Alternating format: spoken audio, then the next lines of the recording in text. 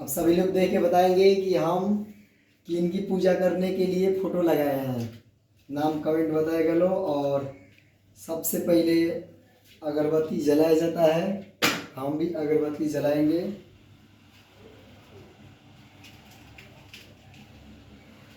पता नहीं पहले अगरबत्ती जलाया जाता है।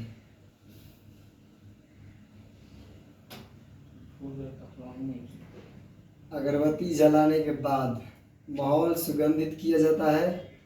भगवान खुश रहेंगे और ये चीज़ होता है स्टार्ट।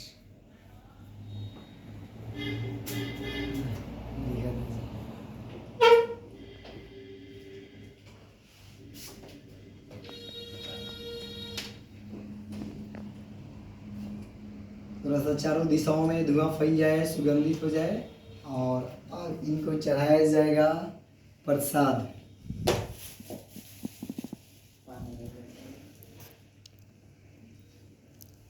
साइकिल पूरी चढ़ा दी जाए।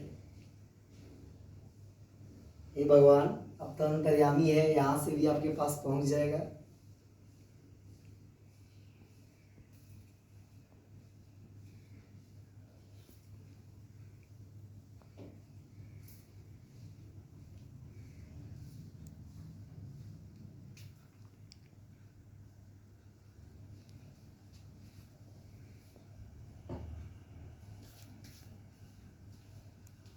और इसके फलस्वरूप हम आपसे ये कहते हैं कि किसी का भी जो पढ़ने आता है, किसी का साइकिल खराब नहीं हो और डेली इस कारण से पढ़ते हैं, इस पर कृपा थोड़ा सा बनाए रखेंगे और हम पर थोड़ा सा ध्यान देंगे, इतना काफ़ी है। और अब हम लोग पढ़ेंगे विश्वकर्मा भगवान की कथा। तो कथा को सभी लोग बहुत ही ध्यान से सुनेंगे कि भगवान श्री विश्वकर्मा जी की कथा कैसा है।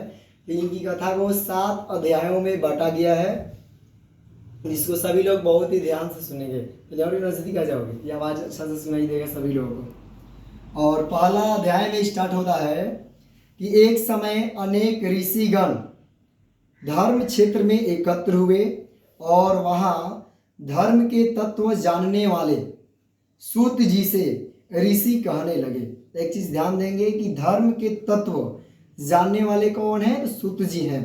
और सूत जी से ऋषि जितने लोग रहे वे लोग कहने लगे, हे पुराण के मर्मज्ञ महामात्मने, आप हमारे ऊपर अत्यंत कृपा करके हमारे इस अचानक उत्पन्न हुए संशय का नाश कीजिए।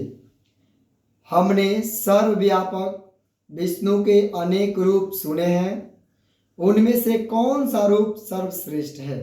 यानी कि विष्णु जी का जितना सर्वश्रेष्ठ रूप है, उन सभी में से सर्वश्रेष्ठ रूप कौन सा है, यह हमें बताइए।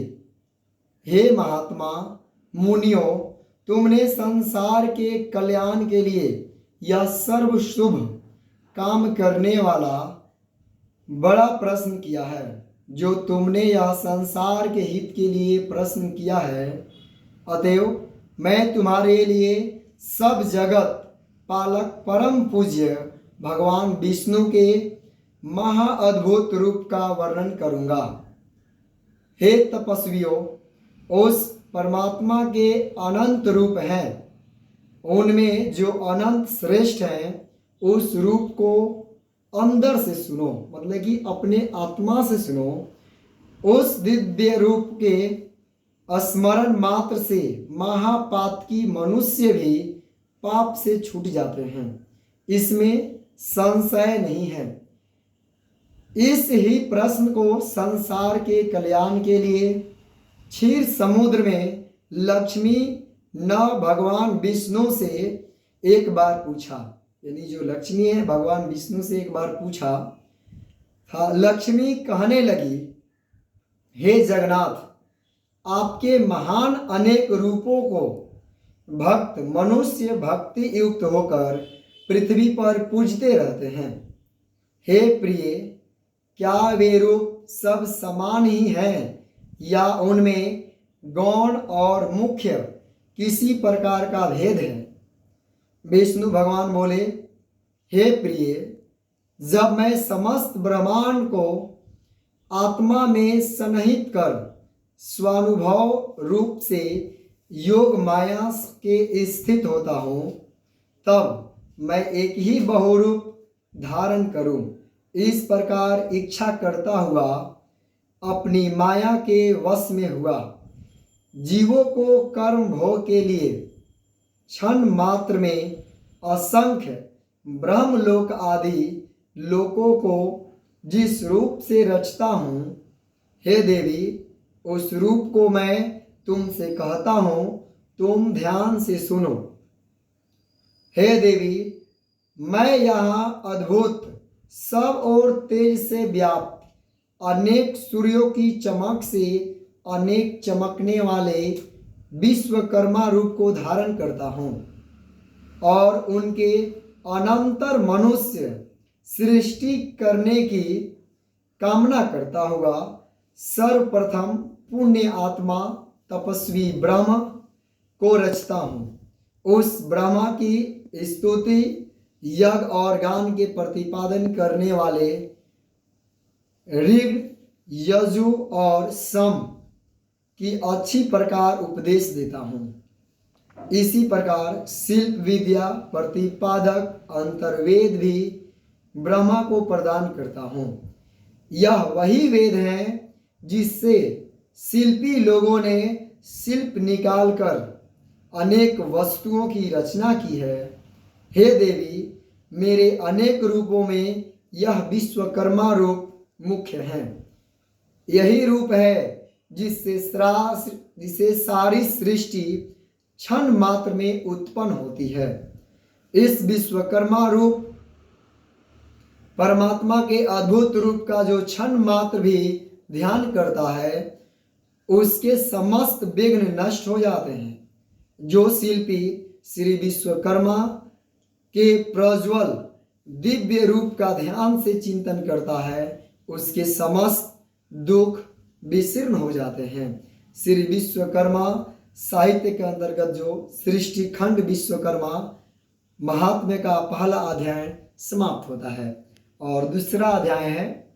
सूत जी कहने लगे कि हे ऋषियों, इस प्रकार लक्ष्मी जी को अपने दिव्य रूप का वर्णन करके त्रिलोक्यपति भगवान विष्णु चुप हो गए। यानी कि विष्णु भगवान लक्ष्मी जी से विश्वकर्मा रूप बता करके चुप हो गए। ऋषि लोग बोले, सर्वधर्म को के जानने वाले महाराज सूत जी, आपने यह दिव्य लक्ष्मी और भगवान विष्णु का दिव्य संवाद कैसे जाना?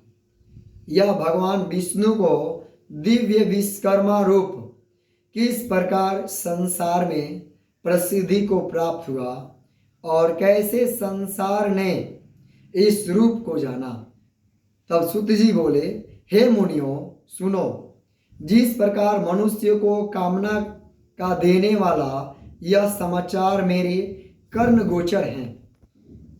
एक महर्षि अंगिरा नाम वाले हुए, जिन्होंने हिमालय पर्वत के समीप गंगा तट पर बड़ा भारी तप किया था। वर्षा ऋतु में तो आवरण रहित स्थान में, शीतकाल में शीतल जल में, ग्रीष्म काल में धूप में बैठकर वह अंगिरा मुनि तप करने लगे। तप करते करते भी उन ऋषियों का मन सुखी नहीं था और इधर उधर इस प्रकार दौड़ता था कि जैसे मृग इधर उधर भागता है। तभी उस समय अचानक आकाशवाणी हुई कि हे तपोधन, तू वृथा श्रम करता है। लक्ष्य से च्युत हुआ वान कैसे अपने लक्ष्य को भेद सकता है? वह तेरी गति हो गई है और तू लोक में उपवास को प्राप्त हो रहा है। उत्पत्ति स्थिति संहार का करने वाला, सबको अभीष्ट का सिद्ध करता महातेजस्वी विश्वकर्मा संसार में प्रसिद्ध है। उसका पंचमुख और 10 बाहु वाला महादिव्य रूप सरस्वती और लक्ष्मी से पूजित है। उसका तू दिन रात ध्यान कर। इस रूप का स्वयं हरि ने क्षीर समुद्र में उपदेश दिया है। आज भी उनके ध्यान से मेरे रोमांच खड़े होते हैं। अमावस्या के दिन सब कामों को छोड़कर व्रत का आवरण कर उसी दिन विधि पूर्वक विश्वकर्मा जी की पूजा कर। इस प्रकार आकाश को गुंजा देने वाली वाणी को सुनकर अंगिरा मुनि बड़े विस्मय को प्राप्त हुआ और भगवान का ध्यान करने लगे। श्री विश्वकर्मा जी का ध्यान करते समय उनके चित्त में शिल्प ज्ञान का धारक अर्थ सहित अथर्ववेद प्रविष्ट हुआ। उन तत्वज्ञ अंगिरा मुनि ने विमान रचना आदि की अनेक शिल्प विद्याओं का रस अथर्ववेद को ज्ञान से आविर्भाव किया। इस संसार श्रेय विश्वकर्मा भगवान की कृपा से ही सुखी है, क्योंकि उनके बताए ज्ञान से ही आवश्यक यानादि जगत बनाता है। तभी से श्री विश्वकर्मा जी का महारूप संसार में प्रसिद्ध हुआ है। परंपरा से आए हुए इस कथानक ने मेरे कानों को भी पवित्र किया है। हे ऋषियों, इस परम रहस्य को जो मनुष्य श्रवण करेंगे उनके लिए श्रवण मात्र से ही ज्ञान प्राप्ति हो जाएगी। यह महाज्योति रूप है जो संसार का उपकारक है। वह मनुष्य कृतघ्न और पापी है जो इस रूप का ध्यान नहीं करता है। श्री विश्वकर्मा साहित्य अंतर्गत सृष्टि विश्वकर्मा महात्मा का दूसरा अध्याय समाप्त होता है और तीसरा समाप्त प्रारंभ होता है। और इसमें बातचीत स्टार्ट होता है। हे महाराज, आपसे कहे हुए विश्वकर्मा के चरित्र को श्रवण करते हुए हमारे चित्त की तृप्ति नहीं होती, जैसे अमृत के पान करने से देवताओं की तृप्ति नहीं होती है। अब भी श्री विश्वकर्मा जी के सचरित्र के श्रवण की इच्छा इस प्रकार बढ़ती जा रही है जैसे हवा से बार बार अग्नि बढ़ती है। सूत जी कहने लगे, हे मुनि श्रेष्ठो, एकाग्र मन से तुम जगत पूज्य सच्चिदानंद स्वरूप श्री विश्वकर्मा जी का दिव्य आख्यान सुनो। प्राचीन काल में एक प्रमंगन नाम का राजा हुआ जो अपनी प्रजा को संतान से समान पालता था और सब धर्म के कामों में बिल्कुल प्रमाद नहीं किया करता था। वह अपनी प्रजा का स्नेह से आचरण करता था और कभी भी दंड से प्रजा का दमन नहीं करता था। दरिद्रता से आक्रांत हुए मनुष्य मेरा शासन मानेंगे, यह उसकी नीति नहीं थी। अतएव वह राजा सदा प्रजा की वृद्धि के लिए यत्न करता था। उसका राज्य कृतघ्न और दृष्टों के अभाव के कारण सुखी था। उस राजा की कमल के समान नेत्र वाली साक्षात सती के समान सती विदुषी धर्म कर्म व्रत परायण कमला नाम भार्या थी। कभी द्वय योग से उस राजा ने शरीर के दारुण कुष्ठ रोग उत्पन्न हो गया। बार बार चिकित्सा किया हुआ भी वह रोग स्वरूप भी शांत न हुआ। उस रोग की पीड़ा से पीड़ित राजा बड़ा व्याकुल होने लगा। ऋषि कहने लगे, हे सूर्यदर्शन सूत, यह पाप रोग धर्म से पृथ्वी पालन करने वाले महात्मा को कैसे हुआ? यदि इस प्रकार धर्मात्माओं को भी रोग उत्पन्न हो जाता है तो फिर धर्म कर्म में कौन विश्वास करेगा? सूत जी कहने लगे, ऋषियों, उस राजा ने पूर्व जन्म में स्वार्थ धंध में होकर यानी स्वार्थ में अंध होकर यह उपदेश दिया था कि यह संसार अनादि है, इसका कर्ता कोई विश्वकर्मा नहीं है। यह इस कारण लोगों की वंचिता करता फिरता था और नास्तिक मत का प्रचारक था। आप जानते हो, यदि कर्मों को फल का देने वाला विश्वकर्मा परमात्मा न हो तो उपकार का कर्ता उपकृत मनुष्य द्वारा मृत्यु के अनंतर दिए आशीर्वादों से उत्पन्न पुण्य फल को कैसे प्राप्त कर सकता है?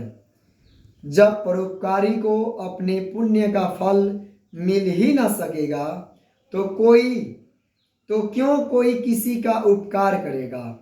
और जब कोई किसी का उपकार ही नहीं करेगा तो संसार का उच्छेद यानी कि नाश हो जाएगा। इसलिए नास्तिक पाखंडी की दुर्दशा अवश्य होती है।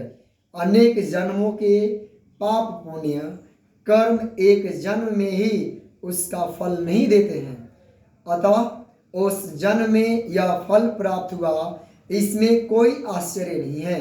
अब मैं तुमसे आगे की कथा कहता हूँ, ध्यान से सुनो। कभी उस राजा को अधिक व्याकुल देखकर उसके दुख से दुखी हुई पतिव्रता बेचारी रानी बोली, हे राजन, बड़ा तेजस्वी हमारा कुल पुरोहित अचानक अक्षय रोग से व्याप्त हुआ और बिल्कुल अंधा हो गया।